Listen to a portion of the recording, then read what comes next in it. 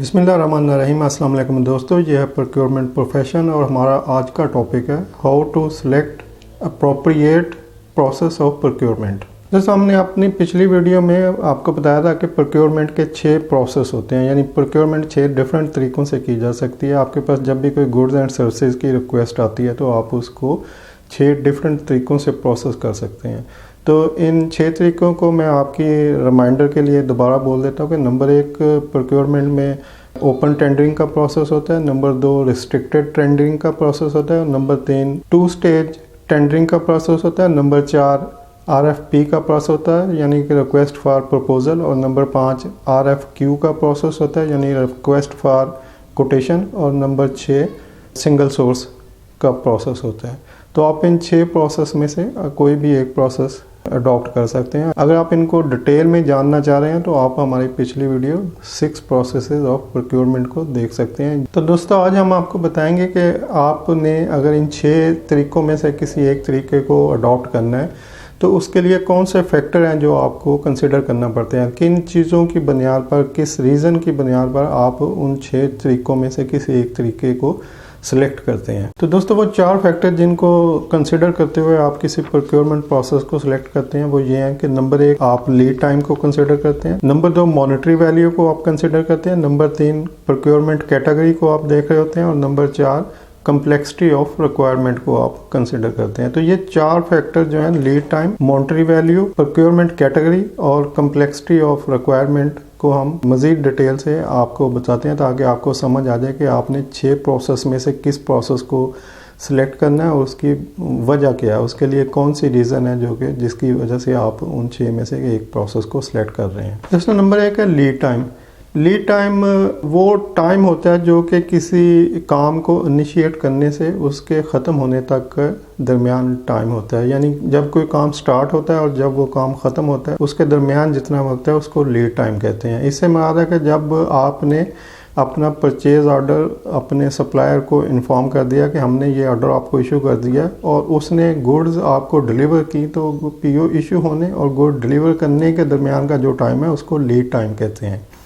लेकिन lead time को हम एक और तरह से भी देखते हैं कि लीड टाइम 2 तरह के होते हैं, internal lead time, external lead time. Internal lead time में जो कि बैकएंड का लीड टाइम होता है, यानी बैकएंड से मुराद है कि आपके एंड यूज़र से आप तक का लीड टाइम या आपके स्टोर से आप तक का लीड टाइम। ये वो लीड टाइम होता है जिसमें एंड यूज़र ये डिसाइड करता है कि आया कि वो आइटम जो उसको रिक्वायर्ड है वो उसको नॉर्मल कंडीशन में चाहिए, यानी कि उसके लिए कोई अर्जेंसी नहीं है, उसकी स्टोर में ऑलरेडी स्टॉक अवेलेबल है और वो स्टोर के स्टॉक को मेंटेन करने के लिए रिक्वेस्ट डाली जा रही है, या ये अर्जेंट आइटम है या ये मोस्ट अर्जेंट आइटम है।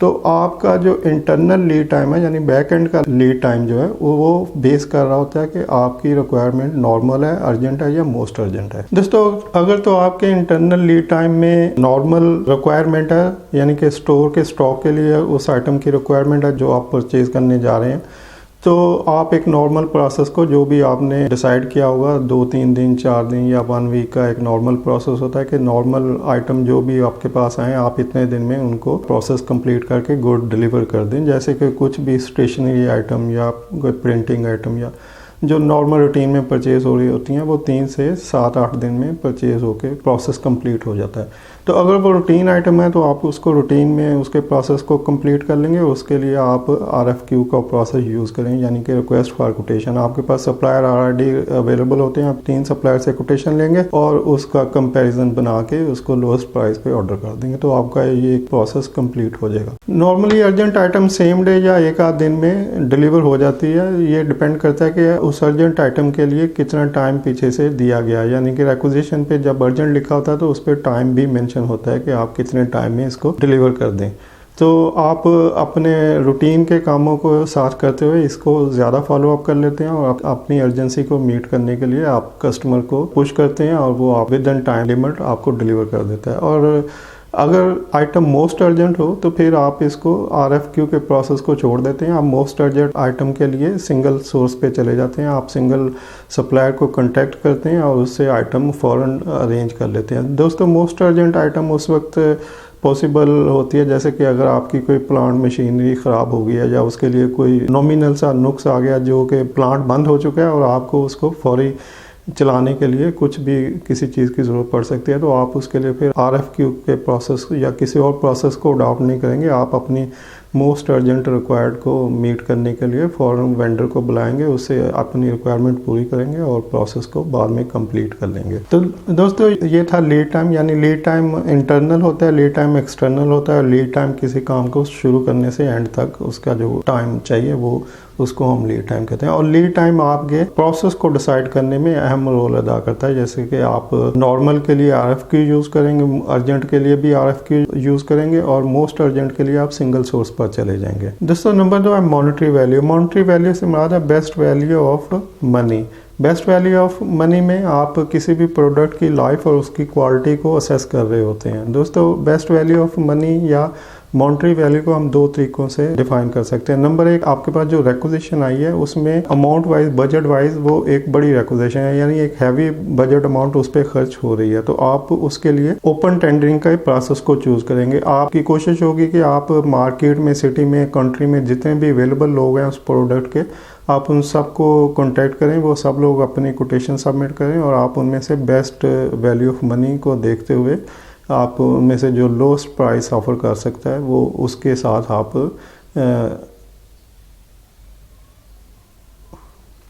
तो उसके साथ आप आगे इसको फाइनल करें।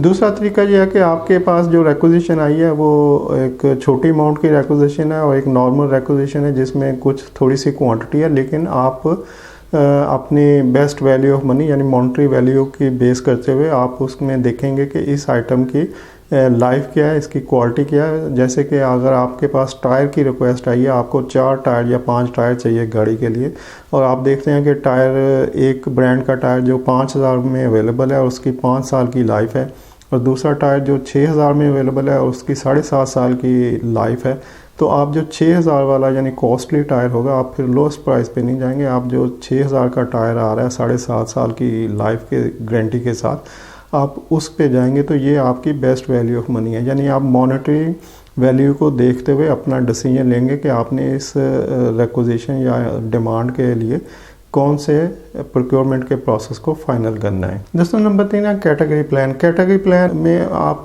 नॉर्मली प्रोक्योरमेंट डिपार्टमेंट में जितनी भी जनरल आइटम होती हैं उनको कैटेगरी में डिवाइड कर लिया जाता है। जैसे कि किसी भी प्रोक्योरमेंट डिपार्टमेंट को देखें तो वहाँ पे 5-6 कैटेगरी या 8-10 कैटेगरी से ज़्यादा कैटेगरी नहीं होती। इसकी एग्जांपल ये है कि अगर आपको बाल पॉइंट चाहिए तो आप बाल पॉइंट को स्टेशनरी की कैटेगरी में डाल देंगे, और स्टेशनरी के जितने भी सप्लायर होंगे उनको आप प्री क्वालिफाई करके रजिस्टर्ड कर लेंगे, और जब भी आपको बाल पॉइंट की रिक्वायरमेंट आएगी आप स्टेशनरी वाले सप्लायर को वो RFQ डाल देंगे और आप उसके अगेंस्ट जो कोटेशन हासिल करेंगे, यानी 3 कोटेशन लें और उसको प्रोसेस करते हुए आप उनको ऑर्डर कर दें।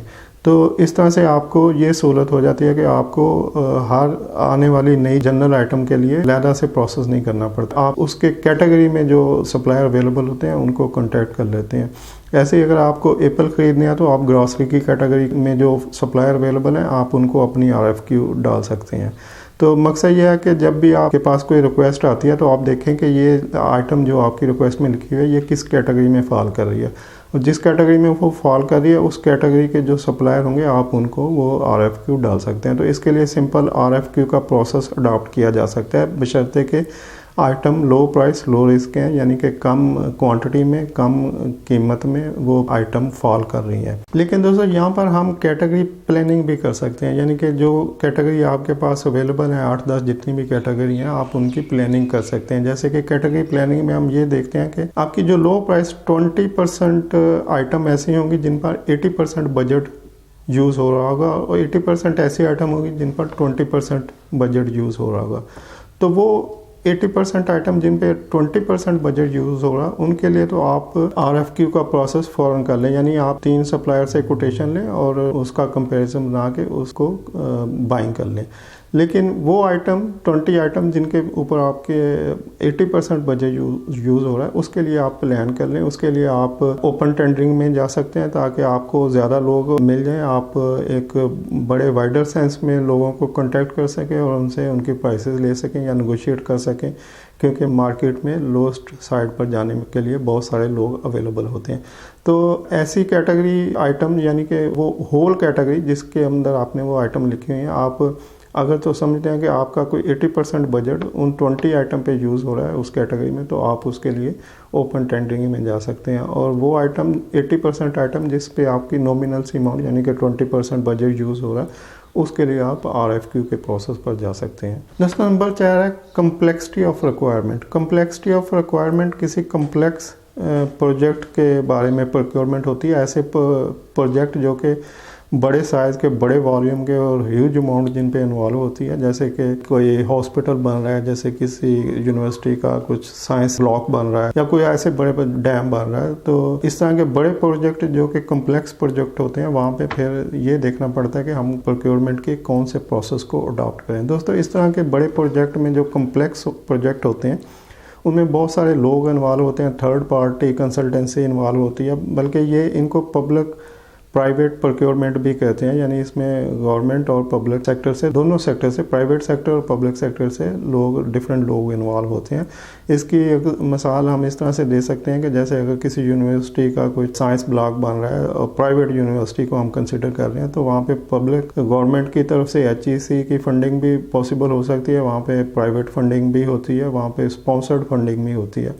तो इस तरह के प्रोजेक्ट को बहुत सारे लोग देख रहे होते हैं और थर्ड पार्टी इन्वॉल्वमेंट भी होती है, और इसकी बाइंग भी कम्प्लेक्स बाइंग होती है। इसके लिए प्लानिंग एक मुश्किल काम है, और इसकी प्लानिंग के लिए हम डिफरेंट प्रोसेस को फिर अडॉप्ट करते हैं। इसमें ओपन टेंडरिंग भी हो सकती है, 2 स्टेज टेंडरिंग भी हो सकती है। ये डिपेंड करता है कि प्रोजेक्ट की कम्प्लेक्सिटी किस टाइप की है। तो दोस्तों, कम्प्लेक्स प्रोजेक्ट में ना तो हम सिंगल सोर्स पे जा सकते हैं, ना रिस्ट्रिक्टेड टेंडरिंग में जा सकते हैं, और ना ही हम RFQ का प्रोसेस कर सकते हैं। तो जब भी कम्प्लेक्स प्रोजेक्ट होगा, हम उसके लिए ओपन टेंडरिंग कर सकते हैं, हम उसके लिए 2 स्टेज टेंडरिंग कर सकते हैं, और हम उसके लिए रिक्वेस्ट फॉर प्रपोजल यानी कि एक प्रपोजल दे सकते हैं। क्योंकि कोई भी बड़ा प्रोजेक्ट जो है वो पहले उसकी प्रपोजल ली जाती हैं, फिर उसको असेस किया जाता है, फिर उसकी वैल्यूएशन होती है, और फिर उसके फर्दर प्रोसेस को अडॉप्ट किया जाता है। तो दोस्तों, ये थी हमारी आज की वीडियो, जिसमें हमने आपको बताया कि प्रोक्योरमेंट के जो 6 प्रोसेस हैं, यानी कि open tendering, restricted tendering, 2 stage tendering, RFP request for proposal का प्रोसेस, रिक्वेस्ट फॉर कोटेशन का प्रोसेस, और सिंगल सोर्स का प्रोसेस। इनमें से किसी एक प्रोसेस को जब आप अडॉप्ट करते हैं तो उसके बिहाइंड कौन सी रीज़न होती हैं, किन बुनियाद पे आप उसको